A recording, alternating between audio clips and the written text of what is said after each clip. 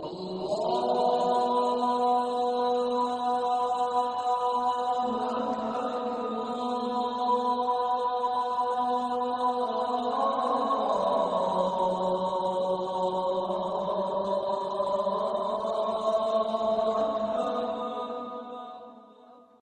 لله رب العالمين والعاقبة للمتقين والصلاة والسلام على أشرف الأنبياء والمرسلين نبينا محمد وعلى آله وصحبه أجمعين. أما بعد، اللهم لا سهل إلا ما جعلته سهلا وأنت تجعل الحزن إذا شئت سهلا فسهل علينا أمورنا كلها واجعلها خالصة لوجهك الكريم حتى نلقاك بها يوم القيامة. آمين آمين آمين.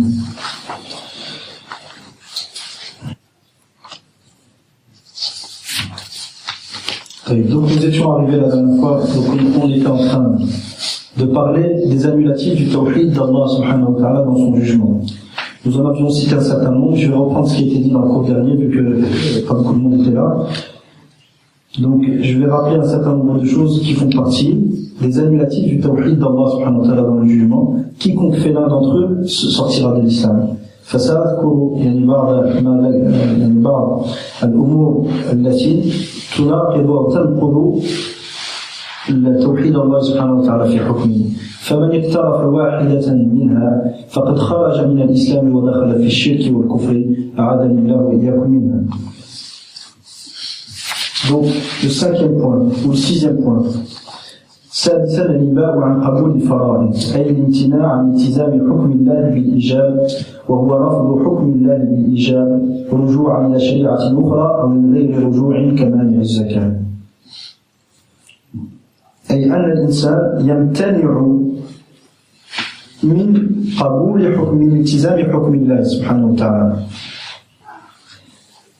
أي أن الله سبحانه وتعالى أوجب عليه أمرا فهو لا يلتزم هذا الأمر هذا الواجب الشرعي بل يرفضه ولا يقبله، إما لأنه يرجع إلى شريعة أخرى تحرم ما تحل ما أوجبه الله سبحانه وتعالى تحرم ما أوجبه الله سبحانه وتعالى أو تحرم ما أحله الله سبحانه وتعالى أو لأنه أو من غير الرجوع إلى شريعة أخرى كمانع الزكاة. رفضوا التزام أمر الله وإيجاب الزكاة عليهم وقالوا بأن الزكاة كانت واجبة على عهد النبي صلى الله عليه وسلم أما بعد وفاته فليست واجبة. فقاتلهم الصديق رضي الله عنه وقاتلهم الصحابة حتى أوقف الصديق رضي الله عنه هذه الفتنة وهي فتنة إباء قبول الفرائض. Donc là, le sixième point, le refus d'accepter les obligations. C'est-à-dire, refuser d'adhérer au jugement d'Allah lorsqu'il prescrit une chose. Donc Allah a rendu obligatoire une chose, la personne se refuse d'accepter cette obligation. Soit parce qu'elle revient à une autre législation qui, elle remet en cause ce qu'Allah a dit. Donc lui, il accepte cette législation, mais il n'accepte pas la législation d'Allah subhanahu wa ta'ala. Ou soit sans revenir à aucune législation, mais de lui-même il ne veut pas accepter. De lui-même il ne veut pas accepter. Par exemple, comme Mani al-Zakat, ceux qui ont refusé de payer la zakat à l'époque d'Abu Bakr radiyallahu anhu. Ces gens-là, Abu Bakr, ils ont dit quoi? La zakat était obligatoire à l'époque du prophète sallallahu alayhi wa sallam, mais Allah subhanahu wa ta'ala a dit khudh min amwalihim sadaqatan tutahhiruhum biha wa tuzakkihim. Ils ont dit, Allah a dit au prophète sallallahu alayhi wa sallam, prends de leurs biens une sadaqa, c'est-à-dire une aumône qui est la zakat ici, par lesquelles tu les purifieras, et wa tuzakkihim wa salli alayhim, et prie sur eux, c'est-à-dire demande à Allah de les évoquer en bien dans les grandes assemblées auprès de lui. Eux ils ont dit ça c'était juste pour le prophète sallallahu alayhi wa sallam. Maintenant le prophète il est mort, on n'a pas à vous donner la zakat. Et Abu Bakr les a combattus, les Sahaba les ont combattus, et il y avait ces gens-là qui étaient bannis à la zakat, et d'autres qui ont apostasié, d'autres, donc ils ont cru en d'autres messagers, en d'autres prophètes après Mohammed sallallahu alayhi wa sallam, jusqu'à ce que Abu Bakr les a combattus, jusqu'à ce que cette fitna s'arrête. Et on voit comment Abu Bakr il était intelligent, et que cette intelligence lui venait de la charia d'Allah subhanahu wa ta'ala. Car avant de mourir, le prophète sallallahu alayhi wa sallam avait envoyé Ba'atha Usama, ou s'il avait envoyé Usama ibn Zayd à la tête d'une armée pour aller combattre les Romains. Et lorsque le prophète il est mort, Oussama il n'était pas encore parti. Et les Sahaba, certains ils ont dit à Abu Bakr, est-ce que tu vas envoyer quand même cette expédition alors que nous sommes encerclés par les apostats? Médine a été encerclée par les apostats qui ont voulu l'attaquer. Ils lui ont dit, est-ce que tu vas envoyer à Oussama alors que Médine est encerclée en ce moment? Il leur a dit, Wallah, que même si les femmes, même si les mères des croyants étaient tirées par des chiens, étaient traînées par des chiens dans les rues de Médine, je n'empêcherai pas une expédition que le prophète sallallahu alayhi wa sallam a envoyée de partir et accomplir sa mission. Regardez ce qu'il a dit. Et qu'est-ce qui s'est passé? Lorsqu'il a envoyé son armée, cette expédition, ils sont passés. Les apostats, ils étaient loin, ils les ont vus. Et les apostats, ils ont regardé, ils ont dit, subhanallah. Bon, ils n'ont pas dit subhanallah, on se comprend. Ils ont dit, si Abu Bakr, il a envoyé cette armée-là pour combattre des Romains, alors qu'on est en train de les encercler. Donc le nombre d'hommes qui restent derrière, ils sont encore plus grands. Ils sont partis. Et ça, c'est le bienfait d'obéir au prophète, sallallahu alayhi wa sallam. Les gens vont te dire, la raison humaine ici, elle va te dire quoi? Non, il ne faut pas faire ça. L'intérêt, le maslaha et tout ça. Mais si le prophète a leur donné une chose, Abu Bakr, il n'a pas réfléchi. Alors le prophète a dit, c'est comme ça qu'il faut faire.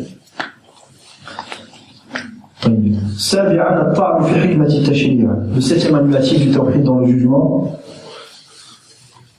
Donc, de dénigrer la sagesse, dans les Inch'Allah, je rappelle juste une chose générale. Inch'Allah. Certains salafs, lorsqu'ils étaient à des assemblées de sciences, regardez comment ils faisaient avec leur stylo. Ils faisaient tout doucement, ils prenaient leur feuille, ils les tournaient tout doucement pour pas que ça s'entende. Il faut faire attention. Ce genre de comportement, certains vont te dire, oui, mais c'est abusé, je viens pour apprendre. Mais wallah, qu'il y ait une baraka dans la science de ces gens-là. Leurs feuilles, ils les tournaient tout doucement pour pas que le professeur les entende. Leur stylo aussi, tout doucement.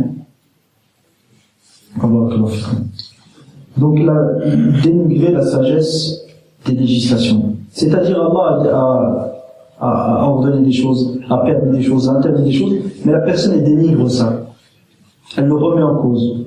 قال تعالى ولا تأكلوا مما لم يذكر اسم الله عليه وإنه لفسق وإن الشياطين ليوحون إلى أوليائهم ليجادلوكم وإن أطعتموهم إنكم لمشركون. يقول العلامة الشنقيطي رحمه الله إن متبعي أحكام المشرعين غير ما شرعه الله مشركون بالله. إن متبعي أحكام المشرعين غير ما شرعه الله مشركون بالله.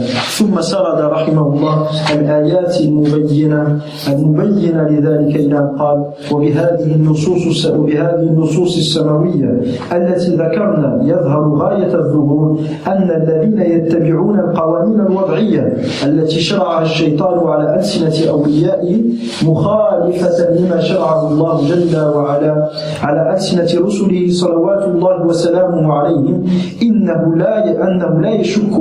لا شك في كفرهم وشركهم إلا من طمس الله بصيرته وأعماه عن نور الوحي مثلهم أي أن كفر هؤلاء الذين يتبعون ويتخذون القوانين الوضعية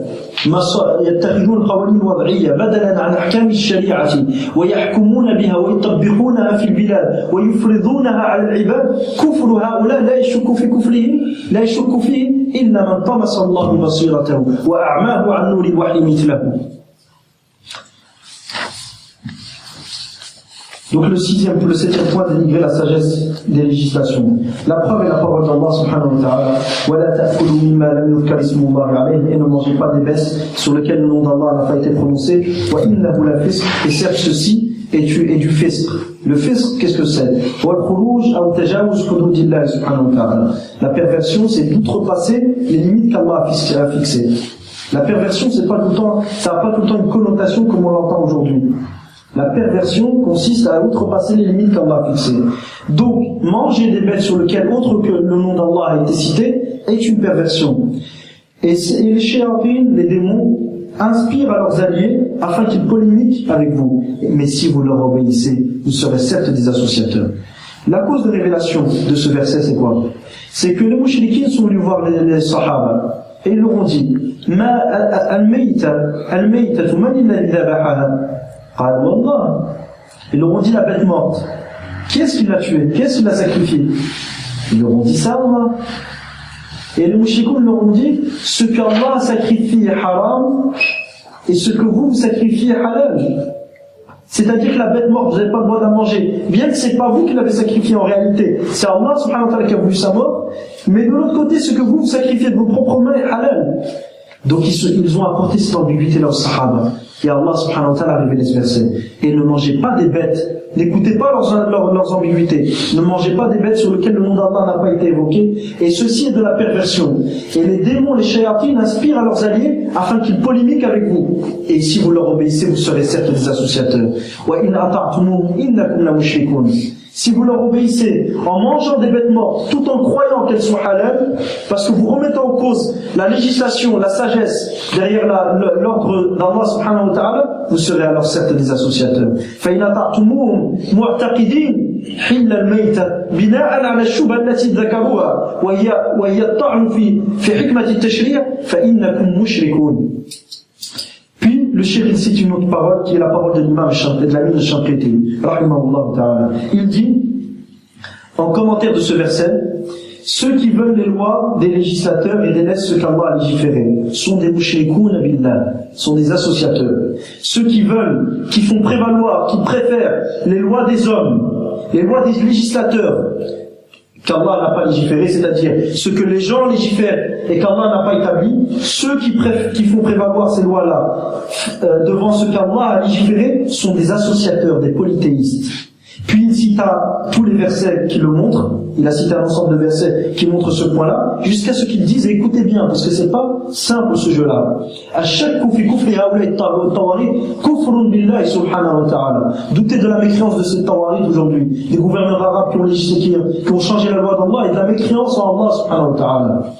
C'est pas, regardez ce qu'il va dire l'ami Shanqiti. Il dit, à travers ces textes célestes que nous avons cités, ces textes qui nous viennent d'Allah subhanahu wa ta'ala, que nous avons cités, il apparaît de la plus claire des manières que ceux qui suivent les lois forgées par les hommes, que le shaitan a légiféré par le biais de ses alliés, et qui sont contraires à ce qu'Allah a légiféré par le biais de ses messagers, que ne doute que ce sont des mécréants et associateurs, que celui à qui Allah a retiré la clairvoyance et l'a aveuglé de la lumière de la révélation comme eux. Ne doute de la mécréance de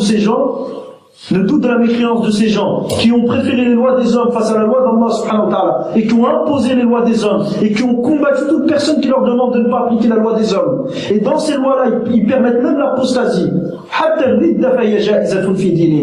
Même l'apostasie, comment on appelle l'apostasie dans nos pays? La liberté de culte, la liberté d'expression. Ça a des beaux noms. Comme le vin, on appelle ça comment? L'eau de vie. L'apostasie, on l'appelle comment? La liberté de culte, la liberté de s'exprimer est garantie à tout citoyen.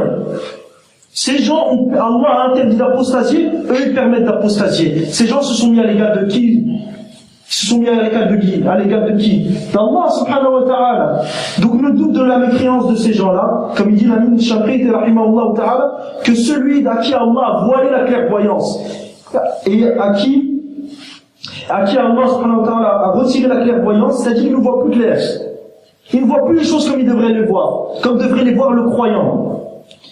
Et il l'a aveuglé de la lumière de la révélation, comme eux, ces gens-là, ont été aveuglés. Lui aussi, il a été aveuglé.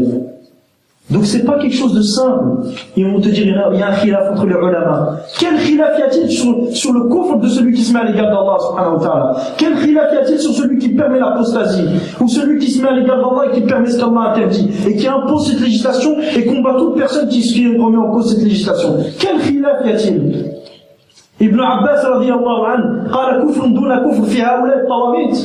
Ibn Abbas, il a parlé de kufr mineur sur ces gens-là aujourd'hui. Ibn Abbas, il a vu des gens qui se sont mis à l'égard d'Allah et qui ont permis l'apostasie. Il les a vus, ces gens. Wallah, ces gens-là sont des menteurs, sont des criminels et des menteurs. Les mauvais savants aujourd'hui qui falsifient la religion d'Allah et qui font croire aux gens qu'Ibn Abbas, radiyallahu anhu, a dit sur les gouverneurs d'aujourd'hui que ce qu'ils font est de la mécréance mineure. C'est pas de la mécréance majeure. Ça ne fait pas sortir de l'islam. Puis Cheikh Abdel Majid al-Shadouli يقول حفظه الله تعالى ورعاه إن منازعة الله الحكم تخرج المنازع من دين الله فهو حكم معلوم من الدين بالضرورة. Il dit disputer Allah dans son hukm, dans son droit de légiférer et dans son commandement exclut celui qui en est coupable de la religion d'Allah. Et ce statut est connu par nécessité dans la religion d'Allah. Celui qui dispute Allah dans un droit qui lui appartient à lui seul, celui-ci sort de la religion d'Allah. Parce que veut dire la religion? C'est la soumission. Celui qui se met à l'égal d'Allah, il s'est soumis à Allah.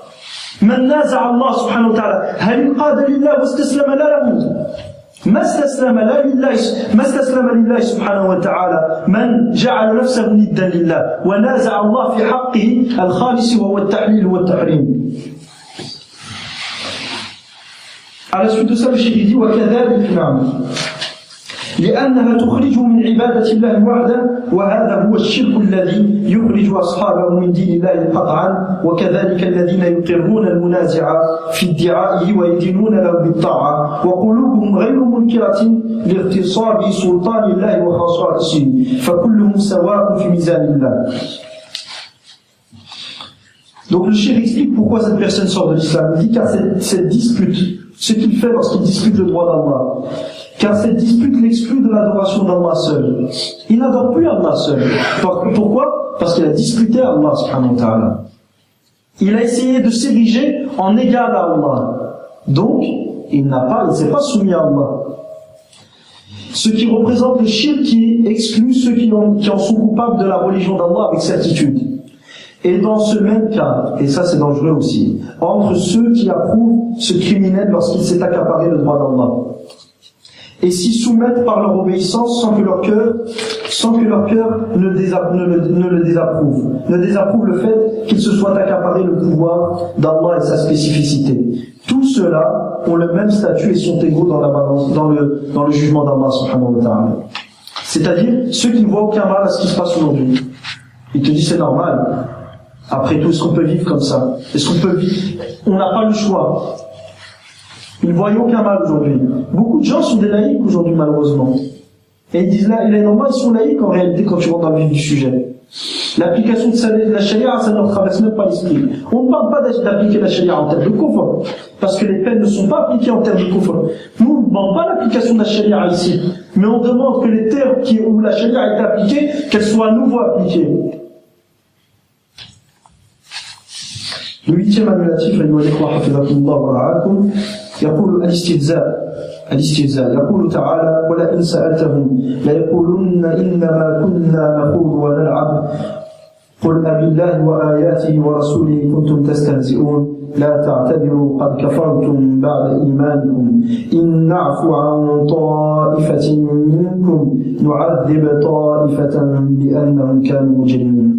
فهؤلاء لما تنقصوا النبي صلى الله عليه وسلم حيث عابوه والعلماء من أصحابه واستهانوا بخبره أخبر الله أنهم كفروا بذلك وإن قالوه استهزاء فكيف بما هو أغلظ من ذلك كلاما منقولا من الصارم المسلول الصفحة 33. Donc le 8e annulatif, c'est la moquerie de la religion. Se moquer de la religion d'Allah, se moquer de la loi d'Allah, annule l'acceptation que le seul qui détermine, le seul qui a le pouvoir de commandement, c'est Allah subhanahu wa ta'ala. Parce qu'accepter qu'Allah est le seul qui a le pouvoir de commandement et unifier Allah dans son jugement ne veut pas dire simplement savoir qu'Allah est le seul qui mérite de juger, de légiférer. Non, tu dois aussi te soumettre à ça et aimer cette législation. Or la moquerie s'oppose à la législation. الاستهزاء يناقض حب شريعة الله سبحانه وتعالى فمن استهزأ فلم يحب الله وشرعه كما أمر الله سبحانه وتعالى به فلا يجتمع الاستهزاء والحب في قلب رجل واحد هذا من المستحيل. Donc le 8e annulatif, la moquerie, la preuve est la parole d'Allah, et si tu les questionnes, ils te diront, nous ne faisions que blaguer, que nous amuser, plaisanter. Dièse d'Allah, de ses versets et de son messager dont vous vous moquez, ne vous excusez pas car vous avez bel et bien mécru après avoir eu la foi. Si nous pardonnons à une certaine partie d'entre vous, nous en châtierons d'autres car ils étaient des criminels. Donc ces gens-là, après que ces gens aient dénigré le prophète sallallahu alayhi wa sallam et les savants parmi ses compagnons, et méprisèrent ce que le prophète dit sallallahu alayhi wa sallam, Allah informa qu'ils mécrurent par leurs agissements, même s'ils ne faisaient que se moquer. Qu'en serait-il donc d'une situation encore plus grave que celle-ci, c'est-à-dire de celui qui le dit en le pensant véritablement? Ibn Taymiyyah parle de ce que je viens de citer sur les paroles d'Ibn Taymiyyah dans son livre As-Salim al-Masloul, l'épée tranchée à la Shatim al-Rasoul, sur celui qui insulte le messager sallallahu alayhi wa sallam. Ibn Taymiyyah a écrit ce livre après qu'un chrétien ait insulté le prophète sallallahu alayhi wa sallam en terre d'islam, et que certains avaient mis des ambiguïtés quant au fait que cette personne ne méritait pas la peine capitale. Et il a écrit tout son livre pour justement par amour pour Allah subhanahu wa ta'ala et son prophète sallallahu alayhi wa sallam. Donc ici Ibn Taymiyyah parle de gens qui se sont moqués du prophète et des compagnons. Ils ont dit on n'a jamais vu des gens qui avaient un plus gros ventre que ceux-là. Ils parlent du prophète et des compagnons sallallahu alayhi wa sallam. Et il dit nous avons ma ra'ayna mithla ha'ula'i akbar butunan wala ajbana 'inda al-liqa wala akdhuba al-sunan. On n'a jamais vu de gens qui étaient plus lâches au combat, qui avaient des plus gros ventres et qui mentaient plus que ces gens-là. Ils parlent du prophète et des compagnons. À ce moment-là, Allah subhanahu wa ta'ala a révélé ces versets. Ils faisaient que se blaguer, en fait, ils n'y croyaient pas, ça. Allah a révélé ces versets-là. Dièse d'Allah, si tu les questionnes, ils te diront, nous ne faisions que blaguer, que plaisanter et nous amuser. Dièse d'Allah, de son messager et de ces versets dont vous vous moquez, ne vous excusez pas car vous avez bel et bien cru après avoir eu l'info. Et certains ulama, ils ont dit que ces sahaba, ils ne se moquaient que ces gens-là, ils ne se moquaient que des compagnons, ils ne se sont pas moqués du prophète sallallahu alayhi wa sallam. Et malgré ça, regardez ce qui a été révélé, qu'Allah nous préserve. La moquerie de la religion est une chose qui est très très dangereuse. Très très dangereuse. La moindre chose qui fait partie de la religion, il ne faut pas la toucher de près ou de loin dans nos plaisanteries. Et c'est pour ça, regardez dans Surat al-Baqarah. وَإِذْ قَالَ مُوسَى لِقَوْمِهِ إِنَّ اللَّهَ يَأْمُرُكُمْ أَن تَذْبَحُوا الْبَقَرَةَ. Et Allah subhanahu wa ta'ala nous dit, et lorsque Moussa dit à son peuple, ô mon peuple, lorsque Moussa dit à son peuple, certes Allah vous ordonne de sacrifier une vache. Qu'est-ce qu'ils ont dit après? قَالُوا أَتَتَّخِذُنَا هُزُوًا. Dis, est-ce que tu plaisantes avec nous? قَالَ أَعُوذُ بِاللَّهِ أَنْ أَكُونَ مِنَ الْجَاهِلِينَ. Il a dit qu'Allah me préserve, je demande protection près d'Allah d'être du nombre des ignorants. فَقَالَ أَهْلُ الْعِلْمِ. Donc les gens de science ont dit quoi? Ils ont dit le fait de blaguer, de parler de la religion en s'amusant, ou de citer des hakam shar'i en s'amusant, c'est de l'ignorance et c'est interdit. Faut jamais blaguer sur ça. Faut jamais blaguer sur ça. La religion, tu la laisses de côté et les blagues c'est autre chose. Les sahaba ils s'amusaient entre eux, mais il y avait la notion de la religion dedans.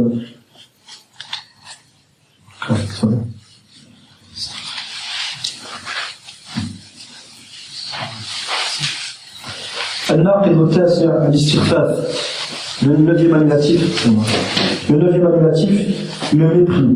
يقول شيخ الإسلام رحمه الله وروى أبو أحمد بن عدي في كتابه الكامل عن ابن بريدة عن أبيه قال كان حي من بني ليث من المدينة على ميلين وكان رجل قد خطب منهم في الجاهلية أي خطب امرأة يتزوجها فأتاه فلم يزوجوه فأتاه وعليه حلة فقال إن رسول الله أي أتاه بعد إسلامه فقال له إن رسول الله صلى الله عليه وسلم كساني هذه الحلة وأمرني أن أحكم في أموالكم ودمائكم ثم انطلق فنزل على تلك المرأة التي كان يحبها فأرسل القوم إلى رسول الله صلى الله عليه وسلم فقال كذب عدو الله ثم أرسل رجلا فقال إن وجدته حيا وما أراك تجده حيا فاضرب عنقه وإن وجدته ميتا فأحرقه بالنار قال فذلك قول رسول الله صلى الله عليه وسلم من كذب علي متعمدا فليتبوأ مقعده من النار. Donc le mépris, Cheikh Islam ibn Taymiyyah dit, Abu Ahmad ibn Adi dans son livre Al-Kamil cite selon Ibn Burayda, selon son père, il dit l'une des tribus de Banu Layth vivait à 2 miles, donc ça fait 2 km 600 à peu près, vivait à 2 miles des tribus vivait à 2 miles de Médine. Et ils avaient refusé de marier l'une de leurs femmes à un homme lors de la jahiliya avant l'islam. Quelqu'un était venu pour se marier, ils lui ont dit non, on ne veut pas te marier. Cet homme, après l'islam, se présenta un jour. habillé, donc il s'est présenté un jour à eux et il dit, le message d'Allah sallallahu alayhi wa sallam m'a donné cet habit, il avait un habit avec lui, pour m'en habiller, donc il me l'a donné pour que je le porte et m'a ordonné de juger dans les disputes qui concernent vos biens et votre sang, c'est-à-dire si jamais l'un d'entre vous il frappe l'autre, l'un d'entre vous tue l'autre. Puis il s'en alla et a été chez la femme qu'il aimait, la femme avec qui il voulait se marier. Donc il est venu comme si c'était sa femme et qu'il a le droit de faire tout ce qu'il est en train de faire. Et les gens ont alors prévenu le message d'Allah sallallahu alayhi wa sallam qui dit cet ennemi d'Allah a menti. Cet ennemi d'Allah a menti. Puis il a envoyé un homme lui disant si tu le trouves, si tu le trouves, bien que je ne pense, si tu le trouves vivant, bien que je ne pense pas que tu le trouveras vivant, coupe-lui alors la tête. Et si tu le trouves mort, brûle-le. Et il dit, celui qui rapporte ce texte, ceci est le sens de la parole du message d'Allah sallallahu alayhi wa sallam, quiconque profère sur moi un mensonge volontairement, qu'il prépare sa place dans le feu. Puis Ibn Taymiyyah a dit, il est à savoir que proférer volontairement des mensonges à son encontre sallallahu alayhi wa sallam est une moquerie et un mépris car il prétendait que des choses lui furent ordonnées alors que ce n'est pas le cas. Il se peut même que ces choses ne peuvent pas être ordonnées. Il se peut que ces choses-là ne peuvent pas être ordonnées car c'est des choses que la charia ne vient jamais ordonner. Et il se peut même que ces choses ne peuvent en aucun cas être ordonnées, ce qui est une manière d'accuser le prophète sallallahu alayhi wa sallam de bêtises, d'ordonner des choses qui sont mauvaises et de ne pas savoir ce qui est véritablement utile aux gens, ou encore qu'il informe de choses qui sont fausses. Donc lorsque la personne vient et mentionne le prophète sallallahu alayhi wa sallam, il se peut qu'il informe de choses qui sont fausses dans la charia, ce qui revient à accuser le prophète sallallahu alayhi wa sallam, ou il se peut qu'il informe au sujet du prophète sallallahu alayhi wa sallam de choses qui sont fausses, ce qui revient à accuser le prophète de quoi? De menteur. Et ceci est une mécréance claire qu'Allah nous en préserve. Les références au Salih al-Masoul, volume page 175-176. Juste une dernière chose, أن يقرأ الكلام باللغة العربية. قال فذلك قولنا. ثم قال يقول ابن تيمية فإن تعمد الكذب عليه صلى الله عليه وسلم استهزاء به واستخفافا لأنه يزعم أنه أمر بأشياء ليست مما أمر به بل وقد لا يجوز الأمر بها وهذه نسبة له إلى السفه أو أنه يخبر بأشياء باطلة وهذه نسبة له إلى الكذب وهو كفر صريح. انتهى كلامه رحمه الله من الصارم المسلول الصفحة 75 بعد 100 الأولى من الصفحة 76 بعد 100 الأولى. Donc on voit ici celui qui ment sur le prophète sallallahu alayhi wa sallam en changeant la charia d'Allah, en permettant ce qu'Allah a interdit, en interdisant ce qu'Allah a permis, la khilafa bayna ahli al-ilm annahu kafir. Il n'y a aucune divergence entre les savants et les mécréants. Parce que c'est une manière de mépriser la religion d'Allah. Donc il faut faire très très attention. Combien sont nombreux les gens qui agissent de la sorte et qui se permettent de parler sur la religion d'Allah sans aucune science, falsifiant la religion d'Allah, permettant ce qu'Allah a interdit, interdisant ce qu'Allah a permis, méprisant la charia, se moquant de la charia. عافاني الله وإياكم وجزاكم الله خيرا وأقول قولي هذا وأستغفر الله لي ولكم ولسائر المسلمين من كل ذنب فاستغفروه إنه هو الغفور الرحيم.